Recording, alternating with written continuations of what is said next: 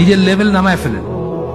এমন একটা মেয়ে খুঁজে বাইর করেন যার বাবা আপনার কাছে কিছু এক্সপেক্ট করে না, এবং তার সাথে কথা বলেন যে আমাকে জাস্ট মানে লোন হিসাবে আপনি আমার ভরণ পোষণের এটা করেন, টিল আমি কর্মক্ষম হই, তারপরে আমি সব শোধ করে দিব।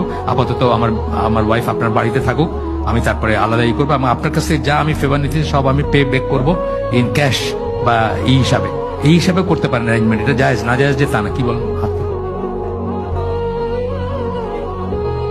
হ্যাঁ, সেটা আল্লাহ খাওয়াবেন বলেন। বলছে আপনি যে বাসায় চাকরানি রাখলে কি খাওয়ান? আমি তো বলছি, আমার একটা বইতে বলছি না যে আপনার বাসায় চাকরানি রাখলে একটা প্লেট পড়ে না? আমাদের বাসায় 2টা মহিলা খায়, খাওয়ার কোনো কন্ট্রাক্ট নাই, কিন্তু তারা কাজ কাম করে, রান্না করে, অটোমেটিক্যালি রান্নার পরে খায় যায়। তা আপনার নাইলে আরেকটা মহিলা খাবে। মনে করেন বাসায় একটা এক্সট্রা কামের মানুষ রাখছেন, এইভাবে বললেন আব্বারে যে আব্বা মনে করেন যে একটা কাজের মানুষ রাখছেন, একটা প্লেট পড়বে, এই তো, আর কি খাবার, আর কি দরকার?